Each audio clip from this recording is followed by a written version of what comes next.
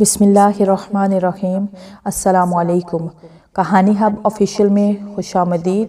آج پھر دوستوں میں آپ کے لیے ایک بہت ہی اچھی اور سچی کہانی لے کر آئی ہوں۔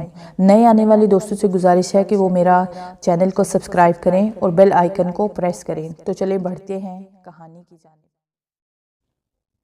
رات کا محیب سناٹا چاروں طرف اپنے پر پھیلا چکا تھا اور ایک عجیب وحشت ناک سا سناٹا چاروں طرف طاری تھا۔ ہر سو موت کی سی ویرانی چھائی ہوئی تھی۔ انسان کیا سب ہی چرند اور پرند اپنے اپنے گھروں میں خواب خرگوش کے مزے لے رہے تھے۔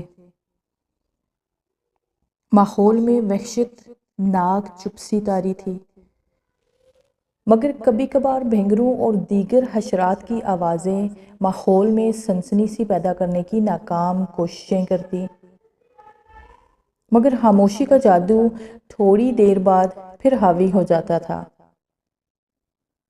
اس دن چاند بھی نہیں نکلا تھا، چاند کی آخری راتیں تھیں۔ سردی سے سب ٹھٹر رہے تھے، اپنے اپنے گھروں میں اپنے بچوں کو سینے سے لگائے ہوئے تمام جاندار آرام کر رہے تھے۔ ایسے میں اچانک قبرستان کی 10 فٹ اونچی دیوار سے ایک نقاب پوش نے دیوار سے قبرستان کی 4 دیواری کے اندر چھلانگ لگائی۔ اس بار آواز کچھ زیادہ نکلی تو قبرستان کے حشرات نے اس آواز کو سنا اور چیخ چیخ کر چھائی خاموشی و سکون کو توڑ ڈالا۔ بھینگروں کی بھیانک آواز قبرستان میں گونجنے لگی۔ دونوں نقاب پوشوں نے احتیاطاً ادھر ادھر دیکھا، جیسے یقین کر رہے ہوں کہ ان کو کسی نے دیکھا تو نہیں۔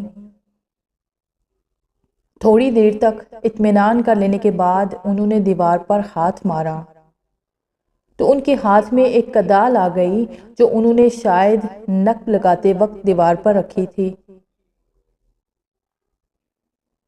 کدال اٹھانے کے بعد ایک نقاب پوش تیزی سے قبر کو پھلانگنے لگا اور ایک سمت میں چلا گیا۔ دوسرے نقاب پوش نے اس کی تقلید میں قدم بڑھائے۔ اگلا نقاب پوش نہایت ہی تیزی سے کدال ہاتھ میں لے کر اس کی مدد سے قبروں کے ارد گرد موجود کیکر کی کانٹے دار شاخوں سے خود کو بچاتا ہوا ایک سمت رواں دواں تھا۔ پچھلا بھی اس کی تقلید میں تیزی سے قدم اٹھاتا ہوا اور خود کو کانٹوں سے بچاتا ہوا اس کے ساتھ ساتھ چلنے کی کوشش میں تھا، مگر اگلے کی رفتار کافی زیادہ تھی اور اس کے ساتھ ساتھ ہونے سے وہ تقریباً دوڑ ہی رہا تھا۔ چلتے چلتے وہ ایک تازہ سی قبر کے پاس آ کھڑے ہوئے۔ پچھلا نقاب پوش گرتا پڑتا اس جگہ آ کر ٹھہر گیا۔ سخت سردی کے باوجود اسے پسینہ آ گیا تھا، جسے اس نے اپنا نقاب اتار کر صاف کیا اور ایک ٹھنڈا سانس لیا۔ یہی قبر ہے نا؟ اس کی جسے آج دفنایا گیا ہے، پہلے والے نے پوچھا۔ ہاں یہی ہے، دوسرے نے جواب دیا۔ اچھی طرح تسلی کر لی نا تم نے؟ ہاں میں خود صبح آیا تھا جنازے کے ساتھ اور قبر مکمل ہونے تک ادھر ہی تھا۔ مجھے یقین ہے کہ یہی قبر ہے۔ نشانیاں جو میں نے ذہن میں رکھی تھی وہ بھی اسی قبر کی طرف ہی اشارہ کرتی ہیں، اس نے ادھر ادھر دیکھتے ہوئے کہا۔ اب کھود بھی صحیح، بھوک سے برا حال ہے، صبح سے انتظار کر رہے ہیں، مزید انتظار مت کرواؤ۔ کھودو شاباش، دوسرے نے نشاندہی کرتے ہوئے اور اکتائے ہوئے لہجے میں بولا۔ ٹھیک ہے میں کھودتا ہوں، تم ادھر ادھر کا چکر لگاتے رہنا، ایسا نہ ہو کہ ہم بے خبر رہیں اور کوئی ہم کو دبوچ لے۔ جب میں تھک جاؤں گا تو میں تم کو ہلکی سی سیٹی سے اشارہ دوں گا، پھر تم کھودنا۔ ساتھ مل کر کام کریں گے، اکیلا میں نہیں کھود پاؤں گا۔ ٹھیک ہے، وقت ضائع مت کرو، دوسرے نے تیزی سے کہا، اور وہ ایک طرف چلنے لگا۔ دوسرے والے کو پروٹیکشن دینا چاہتا تھا تاکہ ان کا یہ کام راز میں رہے اور وہ اطمینان سے اپنا کام کر سکے۔ پہلے والے نے اپنا نقاب اتارا اور کدال کا ایک بھرپور وار اس تازہ قبر پر کیا اور مٹی قبر سے ہٹانے لگا۔ نہ جانے کون سا اسرار تھا جس کے لیے وہ اس خولناک اور وحشتناک قبرستان میں آ کر ایک تازہ قبر کو کھود رہے تھے۔ کدال کی بھرپور ضرب قبر میں موجود مردے اور اس شخص کے درمیان پھیلی ہوئی تھی، مٹی کو بتدریج کم کر ہی رہی تھی۔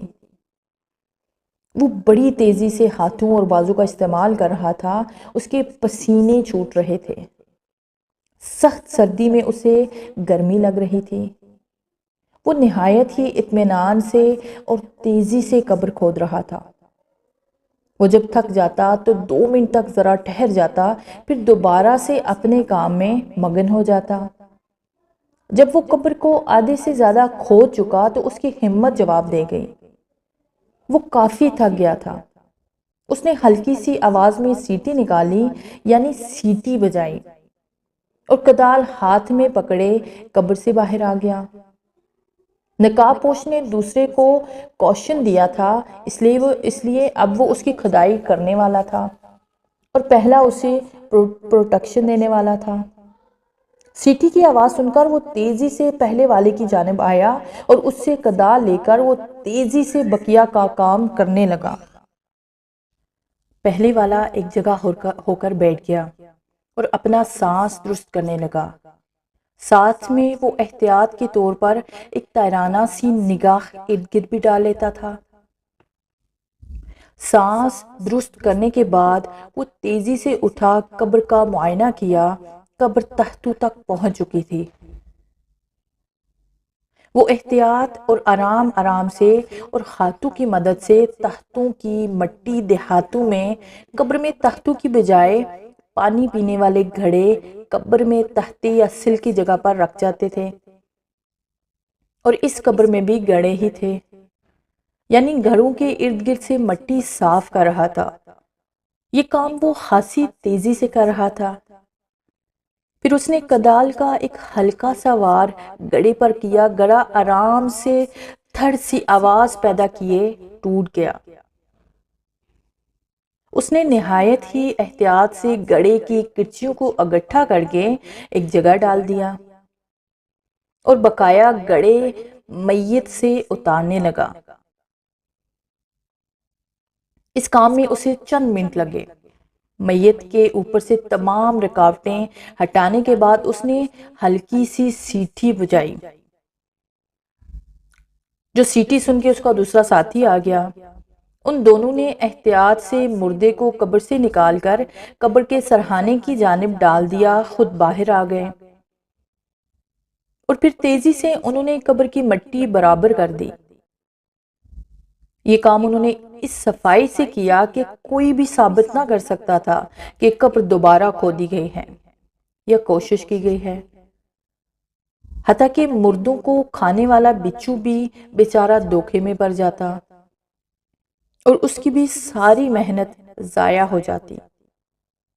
مردے کو انہوں نے تیزی سے اٹھایا اور دیوار کراس کرتے ہوئے نہایت تیزی سے مختلف گلیاں عبور کرتے ہوئے ایک کچے گھر میں داخل ہو گئے۔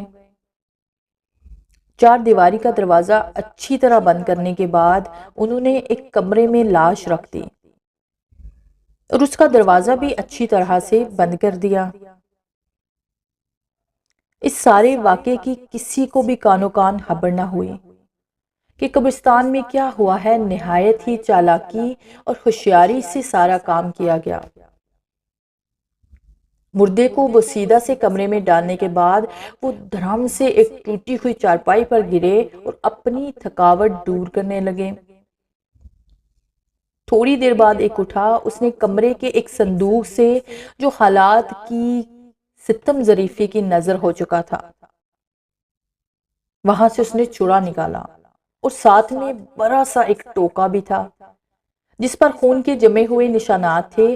پہلا وار اس نے مردے کی گردن پر کیا، مگر گردن کا گوشت سخت ہو چکا تھا، اس لیے وہ تھوڑا سا کٹا۔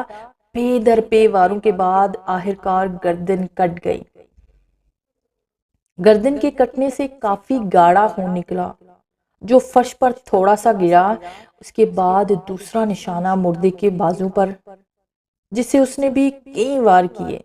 بازو کو الگ کرنے کے بعد اس نے ایک طرف ڈال دیا۔ جیسے ہی اس نے بازو کو الگ کیا، چڑپائی پر ڈیر ہونے والا شخص تیزی سے اٹھا اور اس نے مردے کے بازو سے گوشت چھری کی مدد سے اتار اتار کر قریبی بڑے سے دیگچے میں ڈالنا شروع کر دیا۔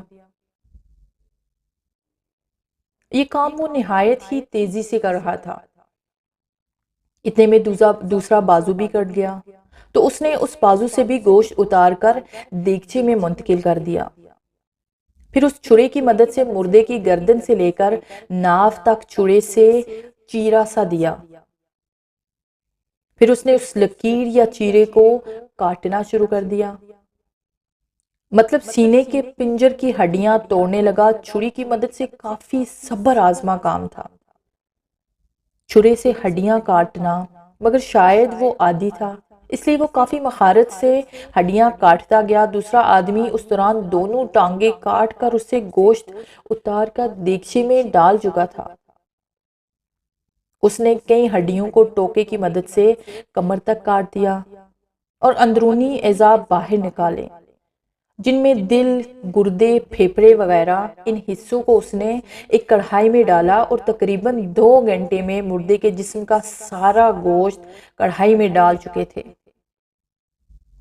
صبح کی لو پھوٹ رہی تھی اور مرغے اذانیں دے رہے تھے، یعنی صبح کا ٹائم ہونے کو تھا۔ ان میں سے ایک باہر نکلا اور اس نے قریبی گڑھے سے پانی ایک بسیدہ سی بالٹی میں انڈیلا اور اندر لے آیا۔ دوسرے نے کدال اٹھائی اور صحن کو ایک طرف سے تیز سے کھودنے لگا۔ 2 فٹ گہرا اور انتہائی لمبا اور چوڑا کھودنے کے بعد وہ اندر آیا، مردے کی ہڈیوں کو جمع کیا اور چادر میں ڈال کر اس نے زمین میں ڈال کر چادر ایک جانب رکھ دی، مٹی کو برابر کر دیا۔ دوسرا اس دوران آگ جلا کر دیگچے میں گوشت کو پکنے کے لیے آگ پر رکھ چکا تھا۔ پانی کو آگ کی تپش مسلسل بھاپ کی شکل میں دے رہی تھی اور پانی انسانی گوشت کو بھون رہا تھا۔ تھوڑی دیر بعد اس نے ایک مٹھی لال پیسی ہوئی مرچوں کی اور چٹکی نمک کی ڈالی۔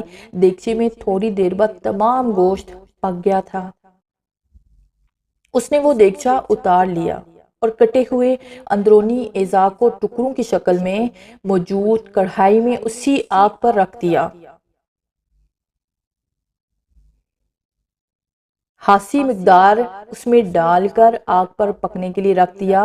لپٹے ہوئے کفن کو اس نے اپنے کپڑوں والے صندوق میں رکھا اور اتنے میں صبح کا اجالا نمودار ہوا۔ وہ دونوں چارپائی پر آمنے سامنے بیٹھ گئے۔ دیگچے کو انہوں نے اپنے سامنے رکھا اور پھر ایک ایک بوٹی نکال کر کھانے لگے۔ اس دوران ان میں تھوڑی بہت بحث بھی ہو رہی تھی۔ گفتگو کا موضوع یہی مردے اور ان کا گوشت تھا۔ وہ کھاتے رہے اور گوشت ان کے جسم میں منتقل ہوتا گیا۔ ساری دیگچی کو خالی کرنے کے بعد انہوں نے گندے کپڑے سے مٹی کا فرش صاف کیا، پھر پانی حلق میں انڈیلا اور سو گئے۔ ان کا پیٹ گوشت سے بڑھ چکا تھا اور انسانی گوشت کی بھوک فی الحال ختم ہو گئی تھی۔ سونے سے پہلے ایک بندے نے کڑھائی اتار کر اس میں موجود گوشت کو اسی دیگچے میں ڈالا اور ڈھانپ کر کمرے کے ایک پرانے سے صندوق میں چھپا کر رکھ دیا۔ بعد میں کھانے کے لیے جب وہ سو کر اٹھے تو عصر کا ٹائم ہو چکا تھا۔ وہ اٹھ کر نہائے، کپڑے بدلے اور شہر میں گھومنے پھرنے نکل گئے۔ وہ کافی دیر تک آوارہ گردی کرتے رہے۔ جب شام کا اندھیرا خاصا پھیل گیا تو واپس آئے اور اپنے بوڑھے اور جوان دوستوں کی بیٹھک میں گپ شپ کرنے چلے گئے۔ وہاں انہوں نے حقہ اور چائے پی اور رات گئے تک واپس آ گئے۔ ان کا اصل روپ ابھی تک کسی کو بھی نہیں پتا تھا۔ سب لوگ بس ظاہری روپ کو دیکھ رہے تھے۔ وہ دونوں بھائی تھے، دونوں جوانی کی حدوں سے نکل کر اب بڑھاپے کی راہوں میں تھے۔ بڑا بھائی 43 سال کا تھا اور چھوٹا بھائی 41 سال کا تھا۔ بڑی کا نام ارشد تھا اور چھوٹے کا نام منیر تھا۔ ارشد کافی کمینہ اور چالاک انسان تھا۔ اس کا کام مرنے والوں کے جنازے میں ساتھ جانا تھا اور قبر کی نشاندہی کرنے اور مرنے والے کے لواحقین سے مگرمچھ کے آنسو بہا کر تعزیت کرنا اور ان کی ہمدردی اور تھوڑے بہت پیسے اور مردے کے ساتھ آئے خوشبو کپڑے وغیرہ اور پیسے بھی حاصل کرنا تھا۔ نیچ اور گٹیا ذہنیت والا ارشد لوگوں کو بہت جلد اپنے چکر میں پھانس لیتا تھا۔ منیر کا کام بازار سے امیر لوگوں سے ملاقات وغیرہ کرنا، محلے والوں کی خبر گیری اور دوستوں کو بیوقوف بنانا تھا۔ وہ دونوں کافی کمزور اور دبلے انسان تھے، مگر حرامی پن اور شیطانیت ان میں کوٹ کوٹ کر بڑی ہوئی تھی۔ ان کی باتوں اور ان کے رویوں سے لگتا تھا کہ ان جیسا بے غیرت، بے حیا، کمینہ اور حرامی بندہ اس دنیا میں نہیں ہوگا۔ انسانوں کے بھیس میں چھپے ہوئے حرام کے پلے ہوئے درندے تھے، جن کا مقصد صرف اور صرف مردہ انسانوں کا گوشت کھانا اور معصوم لوگوں سے زبان سے لوٹنا اور انسانیت کو بدنام کرنا تھا۔ کوئی بھی مسلمان شخص مردوں کے ساتھ ایسا نہیں کرتا تھا، مگر وہ ذلیل کتے انسان یہ کام کر رہے تھے۔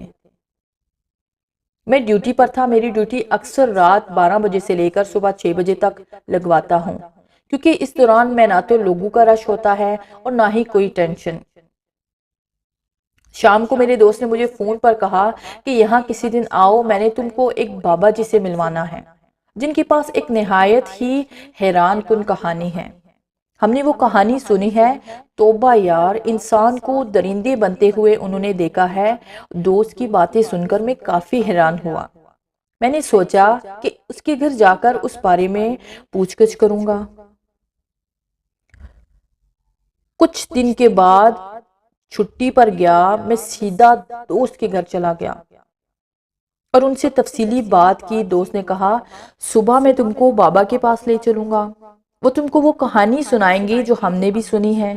میں تجسس میں تھا کہ پوری رات میں نہ سو سکا، لہٰذا دوسرے دن میں بزرگ کے پاس چلا گیا اور ان کو سلام کرنے کے بعد میں نے ان سے کہا بابا جی، مجھے پتا ہے کہ آپ نے انسانوں کو درندہ بنتے ہوئے دیکھا ہے۔